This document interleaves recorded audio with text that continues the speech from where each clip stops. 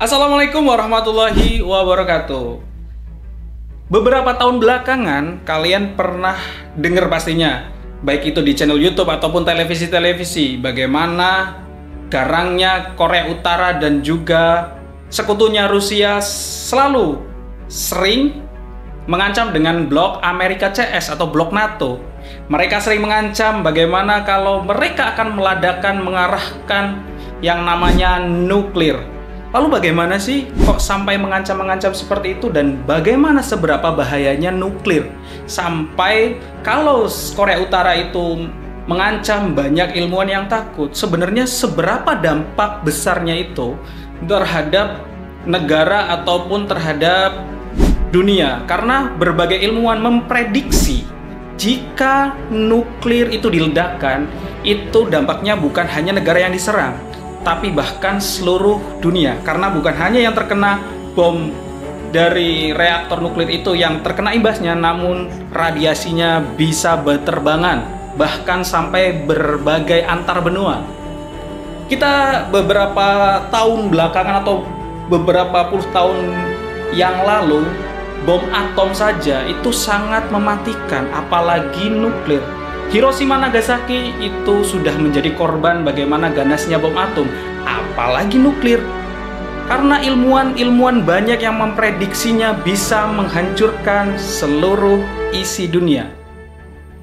Nah, sebelum kita membahas seberapa bahayanya nuklir, sebenarnya kita bisa memprediksi. Karena ada satu kota yang menjadi kota mati, menjadi mati suri karena terkena sebuah reaktor nuklir. Bagaimana sih ceritanya sampai-sampai satu kota itu menjadi kota mati, bahkan bisa dikatakan sangat berbahaya jika didekati? Awal mulanya bagaimana sih? Kenapa imbasnya sampai sekarang itu bisa sangat berbahaya? Bahkan bukan hanya 1 kilo 2 kilo, tapi bisa 30 km bahaya radiasi ini. Bagaimana sih ceritanya?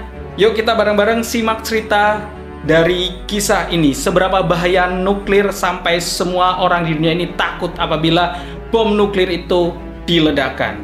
Bersama saya Vero Alta, di mana cerita jadi mimpi dan insight jadi nyata.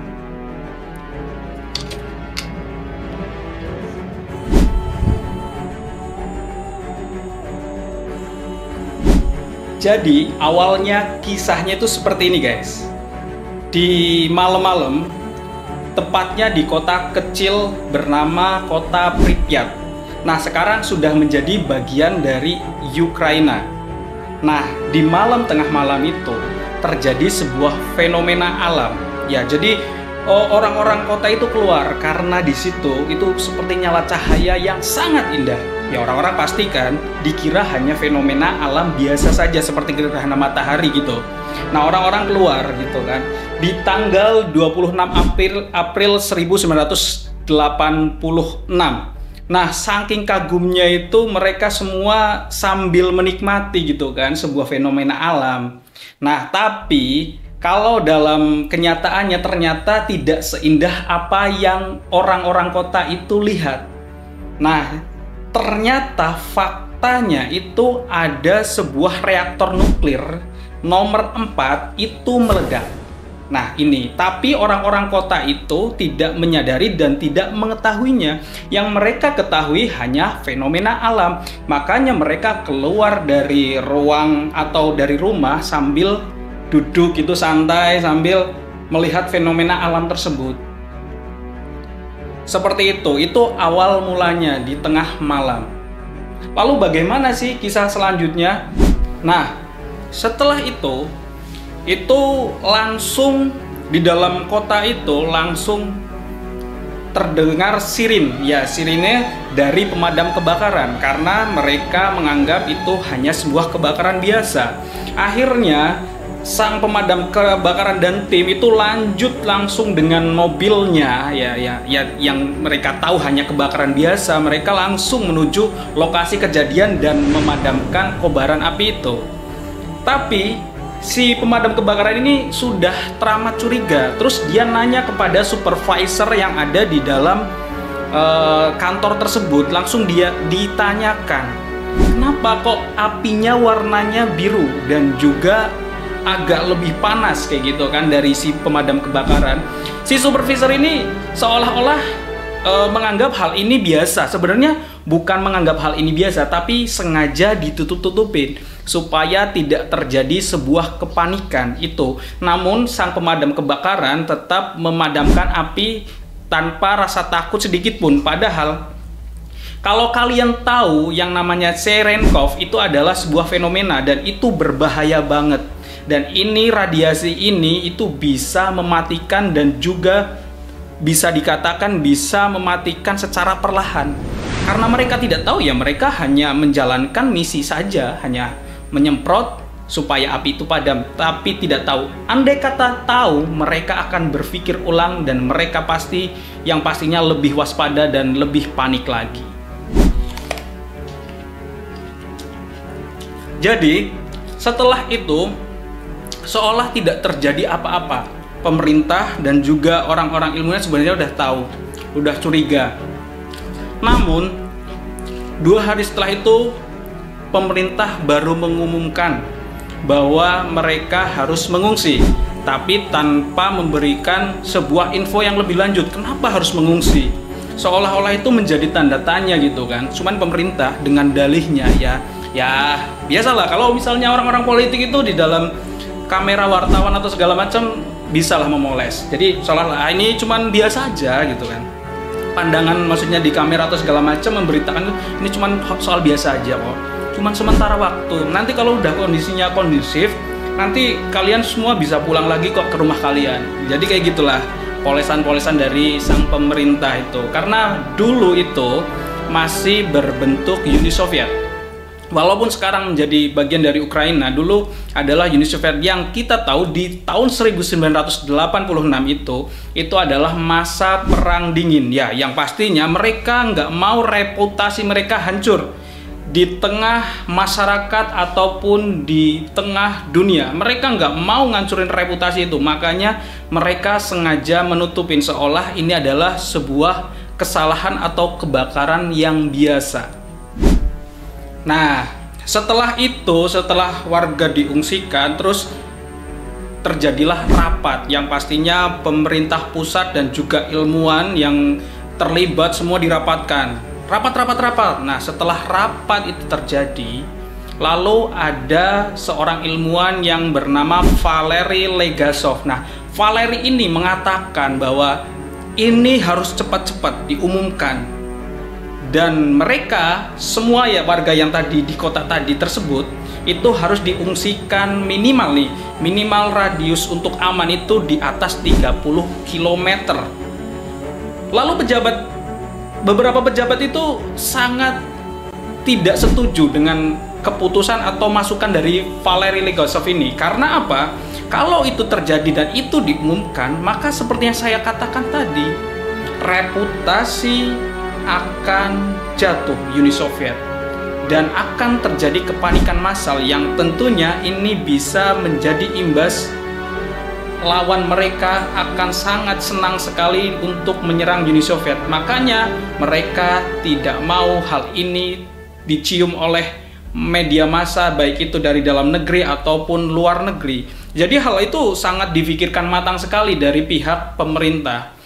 Terus setelah rapat itu selesai, teman dari Valery ini bertanya, kamu yakin? Kamu sudah mengatakan hal ini kepada para maksudnya pejabat? Lalu Valery bilang, kalau tidak kita jujur terus terang, kita akan hancur secara perlahan. Karena apa? Kenapa bisa hancur? Ketika sebuah masalah itu tidak ditangani dari akarnya, maka masalah itu hanya ditutupi sementara. Dan hal yang ditutupi sementara itu pasti suatu saat akan terjadi sebuah masalah yang jauh lebih besar. Dan ini korbannya bukan satu orang, namun seisi dunia. Makanya Valery ini cukup berpikirnya itu lebih dalam dan juga lebih berpikir lebih jauh. Karena bukan hanya soal reputasi saya ataupun negara saya, tapi ini perihal kemanusiaan. Hari demi hari berlalu. Pemerintah pemerintah Uni Soviet ini jadi bukan sibuk ngebenahin nuklir yang bocor tadi atau meledak, tapi mereka sibuk nutupin media massa, memanipulasi semua data-data yang tercium oleh publik. Jadi semua dimanipulasi. Makanya tidak salah. Kalian pernah dengar nggak seseorang filsuf, yaitu bernama Rocky Gerung dulu pernah, hoax terbaik dan terkeren itu adalah yang dibuat oleh pemerintah. Memang benar. Jadi semua media itu dibungkam, jadi dimanipulasi. Kalau dibungkam saja seolah-olah akan curiga, tapi dimanipulasi seolah ya tidak terjadi apa-apa gitu kan, hanya ledakan biasa gitu. Nah terus semua rekam medis di berbagai rumah sakit tadi yang menampung korban dari radiasi tadi, seolah-olah itu semua data yang ada itu mereka sudah curiga sebenarnya. Ini bukan hanya soal paru-paru biasa. Itu kata salah satu dokter junior tanya kepada seniornya. Jadi semua penyakit yang ada di pasien tadi itu sudah mencurigakan, dan memang rekam medis ini bukan hanya soal sakit paru-paru biasa. Ini bukan soal sakit kulit biasa, tapi ini radiasi, dan itu efeknya tidak bisa disembuhkan atau bahkan bisa permanen. Kayak gitulah.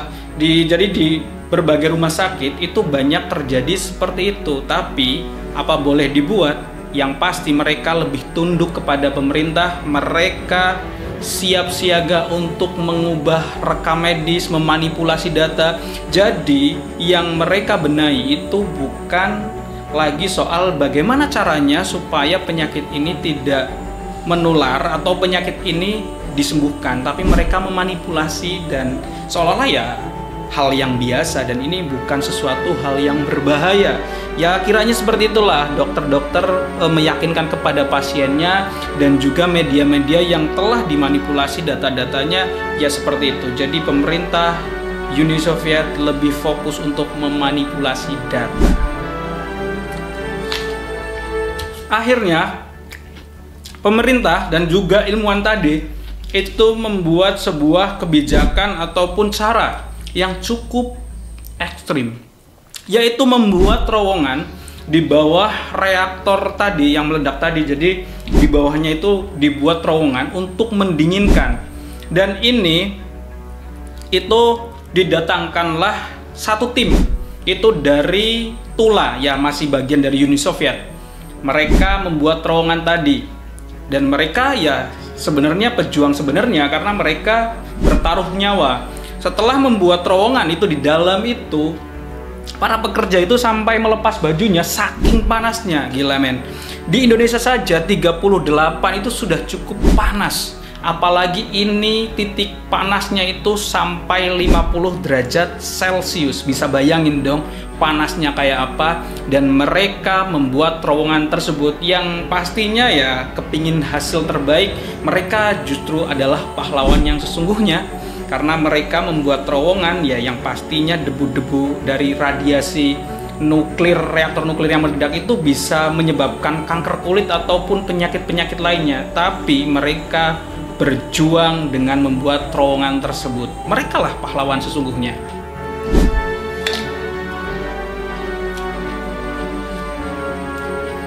Jadi setelah itu hari-hari berlanjut, dan tekanan dari luar negeri itu semakin kuat menekan negara Uni Soviet tadi. Akhirnya yang tadinya bersikukuh keras kepala pemerintah Uni Soviet itu akhirnya melunak, karena ini bukan soal lagi Uni Soviet, tapi ini adalah kemanusiaan. Yang bisa menjadi korban adalah rakyatnya. Akhirnya mereka menyiapkan bus-bus untuk para seisi kota ini, orang-orang di seisi kota ini untuk mengungsi. Mereka membuat evakuasi besar-besaran, benar-benar harus dipindahkan semuanya tanpa terkecuali. Nah di dalam bus ini ya pasti dong orang-orang yang tadi yang tidak tahu hanya ledakan biasa, mereka semua protes kepada para pekerja-pekerjanya. Kenapa pemerintah itu nggak mau, maksudnya nggak mau jujur saja? Kalau kayak gini kan jadinya rumit kayak gitu kan. Kalau mereka tahu udah pasti saat ledakan itu mereka akan mengungsi atau mengevakuasikan diri di saat semua sudah terpapar radiasi nuklir tersebut, entah itu air, udara, dan segala macam yang pasti berbahaya. Nyatanya ini sangat-sangat memalukan sekali. Tapi biar bagaimanapun kejadian ya kejadian. Seberapapun marahnya ya mereka hanya bisa menjawab para pekerja tadi. Ya kita hanya menjalankan perintah. Yang pasti mereka bukan pengambil kebijakan kayak gitu kan. Kan orang protes nggak langsung mungkin ke pejabat tertinggi, pasti pejabat yang terendah gitu kan. Ya semua orang pasti semua protes. Kalau mereka tahu sedini mungkin, secepat mungkin mereka pergi. Ini bukan soal harta dan benda, tapi ini soal nyawa dan kesehatan.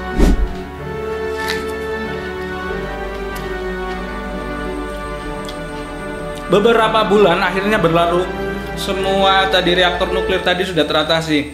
Lalu bagaimana sih kelanjutannya? Akhirnya pemerintah ngadain yang namanya pengadilan. Saya nggak tahu ya, pengadilan ini hanya untuk formalitas saja, ataukah benar membuka tabir yang ada yang tadi sudah terjadi gitu kan. Akhirnya semua wartawan, media massa dikumpulin. Dan juga para pejabat pemerintah juga dikumpulin kayak gitu kan. Terjadi sebuah pengadilan. Namun pada kenyataannya ada seseorang yang berdiri menjelaskan kenapa semua ini terjadi.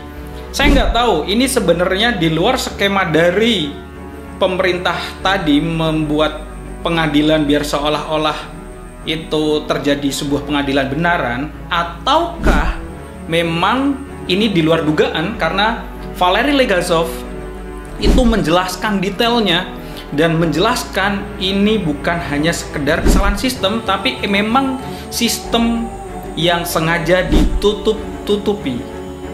Lah, apa akibatnya di tahun-tahun ke depan? Ya pastinya terjadi sebuah kesalahan terbesar yang cukup krusial karena hingga saat ini di kota Pripyat tadi menjadi kota mati di daerah Chernobyl.